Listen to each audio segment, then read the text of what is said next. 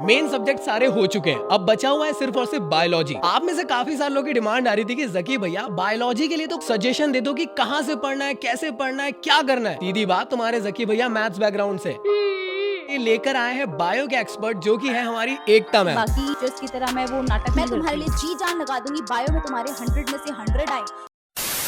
बहुत सारे क्वेश्चंस लेकर आया हूँ, रेडी हो ना? बिल्कुल रेडी है। तो सबसे पहला क्वेश्चन मैम, लास्ट मोमेंट में कैसे बायोलॉजी के लिए प्रिपेयर करें? तो बेसिकली क्या होता है ना कि फिजिक्स और केमिस्ट्री ये मेन सब्जेक्ट्स लगते हैं बच्चों को, और बाकी सब्जेक्ट्स उतना ध्यान देते नहीं है। तो फिजिक्स केमिस्ट्री कैसी बात कर रहे हो यार, आपकी व्यूअरशिप देखकर तो ऐसा लग रहा था कि बायो ही पढ़ रहे बच्चे। नहीं है, बच्चे फिजिक्स के एग्जाम में भी बायो ही पढ़ रहे थे बच्चे। बुरा लगता है भाई। नहीं, फिजिक्स और केमिस्ट्री में मेनली ज्यादा डरे हुए होते हैं, मेरा कहने का वो मतलब है। बायो के लिए उनको लगता है कि बायो तो हम कर लेंगे। मेरे पास पर्सनलाइज्ड कॉल में बच्चे आते हैं मेंटोरशिप में, तो वो वही बोलते हैं, इसलिए मैं उनके पर्सनल एक्सपीरियंस से बता रही हूँ कि वो बोलते हैं बायो तो हम कर लेंगे मैम, हमें कोई इतनी टेंशन नहीं है, आपके चैनल से भी हो जाती है, हमें भी इतनी कोई प्रॉब्लम नहीं है, लेकिन फिजिक्स केमिस्ट्री में प्रॉब्लम आती है। लेकिन ठीक है, बहुत सारे बच्चे ऐसे भी है जिनको बायो नहीं आती है, और जो कि एक जेन्युइन डाउट है, जेन्युइन चीज़ है, क्योंकि बायो लोग बोलते हैं एनसीईआरटी पढ़ लो, एनसीईआरटी पढ़ने से, थ्योरी पढ़ने से हो जाता है, लेकिन ऐसा नहीं है। उसमें कॉन्सेप्ट्स होते हैं, जब तक आप उन कॉन्सेप्ट को समझोगे नहीं तब तक आपको वो नहीं आने वाली है। मैम दोनों कैटेगरी बता दो। हाँ। एक ऐसा बच्चा जो साल भर थोड़ा थोड़ा पढ़ता है, आखिरी में आके डरता रहता है, और जिसने साल भर ही नहीं कुछ पढ़ा है, बस वो एग्जाम बचाना चाहता है अपना। तो दोनों के लिए आप एटलीस्ट बता दें। साल भर जो थोड़ा थोड़ा पढ़ा है उसमें उसको तो बिल्कुल भी जोर नहीं आएगा लेकिन पहले उन बच्चों के लिए बता देती हूँ जिन्होंने बिल्कुल भी कुछ नहीं पढ़ा हुआ है, लेकिन उनको लगता है क्योंकि एग्जाम बहुत पास में आ रहा है, तो उनको डर लगता रहता है कि पता नहीं हमें कुछ भी नहीं आता, एक भी चैप्टर नहीं आता। लेकिन ऐसा नहीं है, आपने 1-2 चैप्टर तो पढ़ रखे हैं, तो ऐसा नहीं है। पहले आप इंपॉर्टेंट चैप्टर्स को पढ़ो, इंपॉर्टेंट यूनिट्स को पढ़ो, जैसे कि मॉलिक्यूलर बेसिस ऑफ इनहेरिटेंस हो गया, principle of inheritance and variation हो गया। तो जो जेनेटिक्स वाली यूनिट है वो बहुत ज़्यादा इंपॉर्टेंट है। अब जैसे आप इवोल्यूशन वाला चैप्टर थोड़ा स्किप कर सकते हो, बाद में पढ़ सकते हो, क्योंकि वो इतना हाई वेटेज नहीं लेता है। तो सबसे पहले हाई वेटेज वाले चैप्टर पढ़ लो, फिर लो वेटेज की तरफ जाओ। मतलब बेसिकली आपका यही कहना है कि एक बार स्कीम सिलेबस को देख लो और हर एक से आप एक्सट्रैक्ट कर लो कि कहाँ कहाँ से ज़्यादा नंबर मिल सकते हैं हमें कम टाइम के अंदर। ये सब चीज़ें वैसे मैंने अपने चैनल पे भी बहुत बार बता रखी हैं। चैप्टर वाइज इंपॉर्टेंट टॉपिक्स भी मैंने बता रखे हैं। चैप्टर्स की वेटेज भी आपको पता है कि जेनेटिक्स वाली यूनिट सबसे ज़्यादा हाई वेटेज वाली होती है, देन रिप्रोडक्शन की यूनिट होती है, देन हमारे पास में माइक्रोब्स वाली जो यूनिट आती है, ह्यूमन वेलफेयर वाली, वो होती है, एंड देन आपकी बायोटेक्नोलॉजी हो जाती है, लास्ट में जाके आपका इकोलॉजी रहता है। तो इस सीक्वेंस में अगर आप पढ़ते हो तो वो बहुत ज़्यादा बेनिफिशियल होता है कि इन केस अगर आपका इकोलॉजी वाली यूनिट से कुछ चैप्टर छूट जाता है, लेकिन आपने जेनेटिक्स बहुत अच्छे से कर लिया है, तो डेफिनेटली आपके स्कोर बहुत अच्छे आने वाले हैं, क्योंकि आपने हाई वेटेज को बहुत अच्छे से करा है। तो ये मेरा सबसे इंपॉर्टेंट टिप उन बच्चों के लिए जिनको कम आता है, और जिनको आता है उनके लिए यही टिप है कि बस रिवाइज करते रहो, रिविजन नहीं छूटना चाहिए, क्योंकि ये एक ऐसा सब्जेक्ट है जो थ्योरेटिकल है, थ्योरी यहाँ पर मतलब चीजें भूल सकते हैं आप, ये कहना चाह रहे हो। तो आप रिविजन ज्यादा से ज्यादा करो यहाँ पर। अच्छा, एक एलिगेशन मुझे ऐसा लगता है बायोलॉजी वाले सब्जेक्ट पे लगता है, बायो क्या सच में एक रटने वाला सब्जेक्ट है? तो रटने वाला नहीं है, रटना है तो बस एक अच्छे सीक्वेंस में रटो उसे, पहले समझो, देन आप उसे रटो। या नहीं रटना है? सीधी सीधी बताओ यार। एक बायो रटना होता है, लेकिन ऐसे नहीं होता है कि आप बस किताब उठाओ रट्टाफिकेशन शुरू कर दो। पहले समझो, साथ में समझना भी जरूरी है। पहले समझ के फिर आप लर्न करो, क्योंकि बिना लर्न करे आप लिख नहीं पाओगे। सही कह रहा। और बिना समझे बिना आप रट नहीं पाओगे। तो सारी चीजें लिंक्ड आपस में। तो पहले समझो मेरे लेक्चर्स के थ्रू, उसके बाद रटो, समझ रहे हो, active recall, then go for the exam. क्या बायोलॉजी में भी कॉन्सेप्चुअल क्वेश्चंस रहते हैं? बहुत सारे बनते हैं। अभी भी सीबीएसई ने ऑफिशियल सैंपल पेपर निकाला है, उसमें भी मॉलिक्यूलर बेसिस ऑफ इनहेरिटेंस जो बोलते हैं ना, रट्टाफिकेशन वाला चैप्टर है, रट्टाफिकेशन कर लेंगे बायो में, ऐसा नहीं होता है। वहाँ पर आप देखोगे कि कुछ डायग्राम से, लाइक डीएनए रेप्लिकेशन पे क्वेश्चन पूछा गया था, तो वो डायग्राम गिवन है, वो हालांकि बहुत बड़ा क्वेश्चन नहीं है, एक एमसीक्यू टाइप्स में ही क्वेश्चन गिवन है, लेकिन स्टिल उसमें एक बहुत प्यारा कॉन्सेप्ट पूछा गया है। मतलब गिवन है वो अच्छे से एनसीईआरटी के अंदर, बट वो बहुत कॉम्प्लेक्स वे में पूछा गया है, तो इसलिए कॉन्सेप्ट्स बहुत इंपॉर्टेंट है। इसीलिए मैं बोल रही हूँ रट्टाफिकेशन बाद में करो, पहले समझ के करो, उसके बाद थोड़ा रटने पे जाओ, ताकि आप थ्योरी पे आंसर लिख पाओ। मैंने देखा होगा सीबीएसई का जो पैटर्न है बायोलॉजी के लिए, उसमें काफ़ी बार एनसीईआरटी से चीज़ें आती है, तो क्या ये सच है कि मैक्सिमम जो बायोलॉजी का पेपर है वो एनसीईआरटी से आता है? सीबीएसई का ऐसा है कि ठीक है, आप एनसीईआरटी पढ़ना इंपॉर्टेंट है, वेरी इंपॉर्टेंट, क्योंकि वहीं से क्वेश्चंस आते हैं। लेकिन अगर आप इन केस एनसीईआरटी नहीं पढ़ पाते हो, अगर आपने मेरे नोट से पढ़ लिया, एनसीईआरटी बेस्ड जो मैंने बनाए उससे भी पढ़ लोगे, तो भी आपके मार्क्स बहुत अच्छे आएंगे। तो क्या लगता है कि लाइक अभी लास्ट मोमेंट है या जो अभी पढ़ रहा है, क्या वो डायरेक्ट एनसीईआरटी पढ़े या आपके वीडियोस देख ले? कौन सा बेनिफिशियल रहेगा? डायरेक्ट एनसीईआरटी से पढ़ना इज अ बैड डिसीजन। जैसे मैंने बोला, बायो इज नॉट अ हाँ टफिकेशन जी। वाला सब्जेक्ट, इसको पहले समझना पड़ेगा, पहले लेक्चर्स देखो। बायो ब्रीफ इसीलिए बनाया गया है क्योंकि आपने पूछा एनसीईआरटी पढ़ना इंपॉर्टेंट है कि नहीं। हाँ इंपॉर्टेंट है,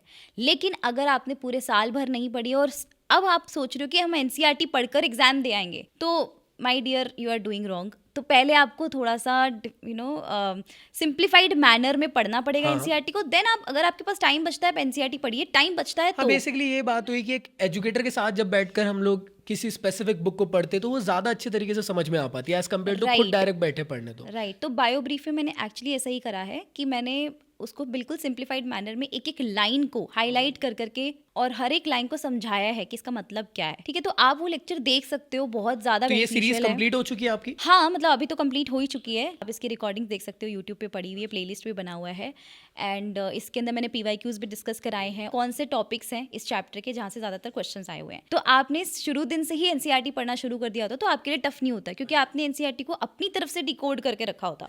लेकिन अभी क्योंकि आपने पूरे साल भर से नहीं पढ़ा एनसीईआरटी को, अगर नहीं पढ़ा तो उस केस में आप पहले नोट्स पढ़िए एंड देन अगर आपके पास टाइम बच जाता है, लाइक अगर आपको लग रहा है कि ठीक है टाइम है इनफ, तो आप एनसीईआरटी पढ़ो। एनसीईआरटी में जितनी टेबल्स गिवन है, जितने डायग्राम्स गिवन है, वो मैं स्ट्रांगली रेकमेंड हमेशा बच्चों को कहती हूँ कि चाहे मेरे नोट्स से भी डायग्राम्स मत देखो, क्योंकि डायग्राम्स क्या होते हैं ना, बहुत सारे हैं, तो हर एक डायग्राम हम नोट्स में इंक्लूड नहीं कर सकते, वरना वो नोट्स बहुत लेंदी हो जाएंगे। तो मैं नहीं चाहती कि आपके लिए नोट्स भी बहुत लेंदी हो जाए। मतलब आपका कहना है NCERT भी lengthy हो प्रॉपर्ली कि जाए। डायग्राम जो हम यूज कर रहे हैं वो एनसीईआरटी वाले ही ज्यादा करें। हाँ, ज्यादा diagrams- मेरे ख्याल से तो अच्छा भी रहेगा। सीधी बात है, सीबीएसई की बुक है हाँ, एनसीईआरटी, exactly, तो आप उसके डायग्राम यूज diagrams- करेंगे तो ज्यादा बेनिफिशियल रहेगा। हाँ, डायग्राम्स और टेबल्स आप एनसीईआरटी से कर लो, थ्योरी आप मेरे नोट से कर लो। टाइम बच जाए तो रीडिंग कर लो, नहीं बचे तो कोई बात नहीं, आप नोट्स पे रिलाई कर सकते हो, जाके पेपर लिखाओ, सब कुछ वहीं से।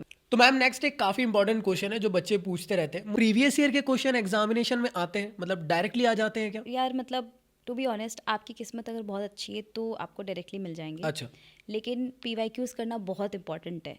अगर आपने पीवाईक्यूज लास्ट के मोमेंट पे आके नहीं करे हैं तो आई डोंट नो कि आप क्या पढ़ रहे हो। प्रीवियस ईयर की आखिर इंपॉर्टेंस क्यों है इतनी? इतनी इंपॉर्टेंस इसलिए क्योंकि उसमें इंपॉर्टेंट टॉपिक्स पता चल जाते हैं। अच्छा, जैसे कि मैं कोई चैप्टर मैंने आज पढ़ा है मॉलिक्यूलर बेसिस ऑफ इनहेरिटेंस, अगर मैं उसके पीवाईक्यूज लगाऊंगी, मिनिमम अगर मेरे पास टाइम बहुत ज़्यादा अच्छा खासा है तो मैं लास्ट 5 ईयर्स के लगाऊंगी, जो सबसे ज़्यादा इंपॉर्टेंट चैप्टर्स हैं उनके लिए तो एटलीस्ट 5 ईयर्स के, और अगर टाइम नहीं है तो 3 ईयर्स के तो मिनिमम। तो जब मैं ये लगाऊंगी तो मुझे पता चल जाएगा कि पिछले 3-4 साल में कौन से टॉपिक से इस चैप्टर के क्वेश्चन पूछे गए अच्छा। हैं। वो टॉपिक्स की अगर मैं साइड में एक लिस्ट बना लेती हूँ ना चैप्टर वाइज कि भाई इस चैप्टर मतलब से, आपका ये कहना अल्टीमेटली कि आपको रिफ्लेक्ट होने लग जाता है कि आखिर इस स्पेसिफिक चैप्टर के अंदर क्या क्या चीजें इंपॉर्टेंट है, और जब रिवीजन Right. करेंगे तो वो चीज पे हम ज्यादा इंपॉर्टेंस देते हुए पढ़ पाएंगे। राइट तो उन टॉपिक्स की आप लिस्ट बना के रख लो ताकि आप रिवीजन करने जाओ गैप डेज में। मुझे लगता है कि आपको वो ना लिस्ट प्रोवाइड कर देनी चाहिए, वो वैसे ये लिस्ट लोग मैंने बेचारे provide इतने परेशान हैं। ऑलरेडी कर दी हो क्या आपने? ऑलरेडी कर तो दी है। भाई वो वाले वीडियो की लिंक भी डिस्क्रिप्शन में मिल जाएगी, जाके हाँ, देख लेना। वो वीडियो भी बना दिया है, टेलीग्राम पर भी दे दी अच्छा। है, और काफी टाइम से दे दी है, बहुत पहले से दे दी है। तो मैंने चैप्टर वाइज बता दी कौन से इंपॉर्टेंट टॉपिक्स, वो चलिए। टॉपिक्स बहुत इंपॉर्टेंट होते हैं, वहां से सवाल आने के बहुत ज्यादा चांसेस हैं। मुझे पता चला है कि आप बायो के टॉपर रहे हो यार, 98 मार्क्स आपके आए हैं। तो मुझे ऐसा लगता है कि जब टॉपर मेरे सामने बैठा है तो कुछ ना कुछ एक ऐसा सजेशन या मोटिवेशन बच्चों को आप दे पाएंगे सो दैट वो भी 98 स्कोर कर पाए। मेरे को जो सबसे ज़्यादा इंपॉर्टेंट चीज़ थी जो मुझे हेल्प करी थी, that was active recall. Active recall मैं हमेशा स्टूडेंट्स को बोलती हूँ कि जब भी आप कोई कॉन्सेप्ट को पढ़ रहे हो, अब जैसे आपने नोट से पढ़ लिया, नोट्स को पढ़कर आप एक बार नोट्स को बंद कर दो और बिना देखे बिना बोलने की कोशिश करो। ये चीज़ आपको, आपने बोला रटना ज़रूरी है, ऐसे ही रटा जाता है। अच्छा। लेकिन वो रटना मैंने समझ के रटा, इसलिए वो रटना ईजी हो जाएगा मेरे लिए। तो आप एक्टिव रिकॉल को करो। मैंने बहुत ज़्यादा करा था, मतलब बहुत ही ज़्यादा। अपनी एक फ्रेंड के साथ में मैं पढ़ती थी ऐसे, तो अपनी फ्रेंड को मैं ऐसे सुनाया करती थी कि देख ये टॉपिक में ऐसे से होता है, ऐसे से ये पॉइंटर्स हैं, एज इट इज़, मतलब मेरे नोट्स में जो टीचर ने लिखा है एज इट इज़ मैं प्रिंट कर देती थी। मतलब मेरे टीचर्स भी मुझे बहुत बार बोलते थे कि नोट्स में मैंने जहाँ से स्टार्ट कर जहाँ एंडिंग करी है इसने एज इट इज़ वही लिखा है। तो वो एक्टिव रिकॉल मुझे बहुत हेल्प करा। तो मैं सारे स्टूडेंट्स को यही बोलना चाहती हूँ कि एक्टिव रिकॉल कर लो। नहीं, सच में वो हेल्पफुल रहा, तभी आपके तो 98 मार्क्स आए। राइट, 2 नंबर कट गए थे मेरे। वो आपको क्या लगता है कि वो कहाँ कटे होंगे नंबर? 2 नंबर मेरे कट गए थे दूसरों से चीटिंग करने में एक्चुअली। कैसे, मतलब एमसीक्यू पूछ रही है क्या आपने? एग्जैक्टली, वो एमसीक्यू ही थे, और उसमें मेरे को ऐसा हो रहा था कि यार मैं क्या, मतलब क्या लिखूं इसके अंदर। ओपिनियन चाह रहे थे आप कि अरे हाँ, भाई मुझे एक्चुअली 2 इसका ऑप्शंस आंसर पे क्या होगा? कंफ्यूजन था, हाँ जी। बहुत ज्यादा था। मुझे ऐसा लग रहा था कि ये होगा ये होगा ये होगा, लेकिन मुझे अंदर से ऐसा लग रहा था कि नहीं यही होगा। Expert लेकिन मैंने advice भी दी साइड ना में आपने। देख के करा कि चलो ये कर देते, फिर वो मेरा गलत हो गया। इस वजह से, मेरा ही नहीं, फिर पूरी क्लास का गलत कराया था मैंने फिर, क्योंकि मैं टॉपर थी तो मेरे सब आंसर ये गलत बात है यार, टॉपर लोग खुद के नंबर लेकर आ जाते हैं और बाकियों के नंबर काट देते हैं। अब ये हम बहुत क्या ज्यादा गलत करें, अभी आदत है। बाकी के स्टूडेंट्स हम पे क्यों करते रिलाई, पढ़ के आओ। चलिए भाई, टॉपर लोगों की बातें सुनकर मेरे को घबराहट हो रही है। चलिए बढ़ते हैं नेक्स्ट क्वेश्चन की तरफ। ठीक है। एकता मैम, जैसे अभी पैटर्न जो है हमारा वो पूरी तरीके से चेंज हो गया। अब जो क्वेश्चंस आ रहे हैं वो एमसीक्यू फॉर्मेट में भी आ रहे हैं, लाइक एमसीक्यू नॉर्मल वाले, असर्शन, रीजनिंग। तो इसको कैसे फेस करें? बच्चे इसमें बहुत कंफ्यूज रहते हैं। एमसीक्यूज क्या होते हैं, मतलब ये मैंने अपने कॉलेज के एग्जाम्स में भी बहुत बार किया था। छोटे क्वेश्चंस तब बन जाते हैं जब आपने लॉन्ग आंसर्स याद कर रखे होते हैं। अगर आपने लॉन्ग आंसर्स का कॉन्सेप्ट समझ रखा है, उसमें कॉन्सेप्ट ही तो है ना पूरा। हाँ, सही अगर बात वो कर रखा है तो शॉर्ट क्वेश्चंस अपने आप ही हो जाएंगे एमसीक्यू तो। और एमसीक्यू में 4 ऑप्शंस होते हैं तो आपको सोचने का ज़्यादा टाइम मिलता है। लेकिन बस वो है कि एमसीक्यू में थोड़ा खुद पे फेथ ज़्यादा दिखाना होता है। कंफ्यूजन हो जाता है ना 4 ऑप्शन की वजह से कभी हाँ, कभी। तो वो दूसरों पे फेथ कम दिखाओ, खुद पे ज़्यादा दिखाओ। लोगों का ज़्यादा मत सुनो, मेरे साथ तो हो रखा है इसलिए मैं आपको बोल रही हूँ। और बस जो लॉन्ग आंसर्स आपने याद कर रखे हैं, कॉन्सेप्ट्स याद कर रखे हैं, उसके अकॉर्डिंग आप कर सकते हो। मतलब इतना टफ नहीं होता, बाकी प्रैक्टिस भी करके जा सकते हो। स्पेशली पीवाईक्यूज की प्रैक्टिस कर लो तो आपको आइडिया लग जाएगा।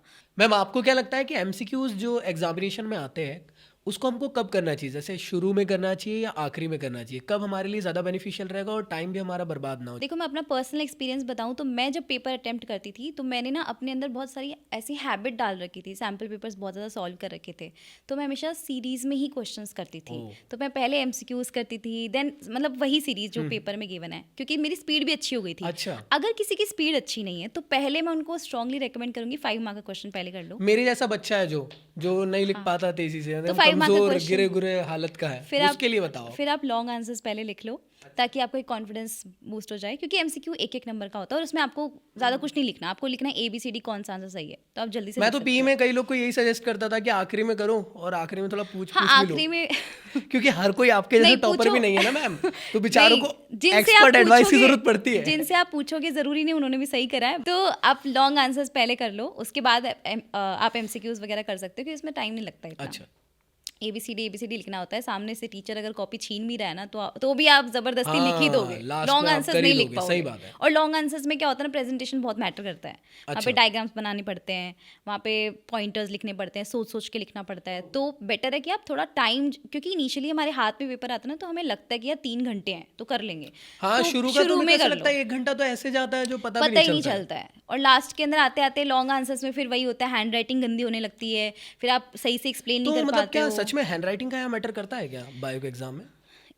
क्योंकि ये थियोरेटिकल सब्जेक्ट है, लेकिन इतना नहीं होता कि आप बहुत मोती जैसे शब्द लिख के आओगे तो होगा। मेरा हैंड राइटिंग इतना अच्छा नहीं था। ओके लिख दो, एग्जामिनर को समझ में आना चाहिए। मैम, आपको क्या लगता है कि इस बार बायोलॉजी का एग्जामिनेशन टफ आने वाला है सीबीएसई के रवैये को देखकर?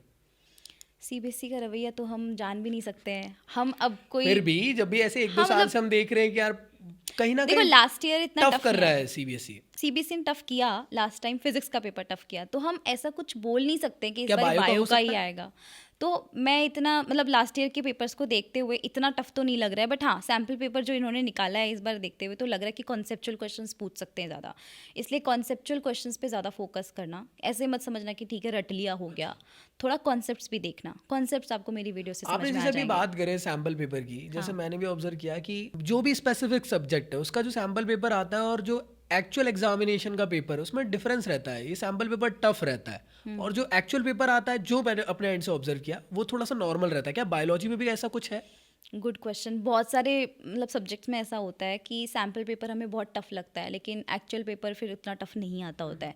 सैम्पल पेपर टफ इसलिए बनाया गया है क्योंकि आपको बस डराने के लिए कि आप डरे हुए तो हो ऑलरेडी और डर जाओ। हाँ, मतलब वो sample चाह paper को रहे हैं कि देखकर। आप और एफर्ट डालो हाँ, कि घर पे हाँ। जाके और पढ़ाई करो, जिससे कि वो और चाह अच्छे नंबर रहे हैं स्कोर ऐसा, कर लेकिन पाएं आप उनके अकॉर्डिंग कर नहीं रहे हो ना। आप क्या करते हो, डर सही जाते हो, बात फिर आप छोड़ देते हो। आप सोचते हो होगा तो है सैम्पल नहीं, पेपर तो कभी उठा के भी नहीं देखेगा होगा तो है नहीं, छोड़ देते हैं। तो सही बेटर है कि आप सैम्पल पेपर को बस इतना समझो कि ठीक है ये देखना है हमें कि कैसा आ सकता है पेपर। करना है मतलब। हाँ, ऐसा नहीं है कि जैसा उसका लेवल है उस वैसा ही लेवल अच्छा, हमारा मेन एग्जाम में होगा, ऐसा कोई जरूरी नहीं है। तो एकदम मैम लास्ट मोमेंट बचा हुआ है, इसमें बच्चों को आप बस अच्छे से गाइड कर दो कि कौन से वन शॉट वीडियोस को उनको देखना चाहिए तो मैक्सिमम मार्क्स स्कोर कर पाए। तो लास्ट मोमेंट में यार मैंने बायो ब्रीफ की सीरीज बना रखी है, उसमें मैंने डिटेल में अच्छे से समझा रखा है, ज़्यादा टाइम नहीं लेगा वो आपका। और उसमें एनसीईआरटी की लाइन टू लाइन मैंने रीड करवा रखी है।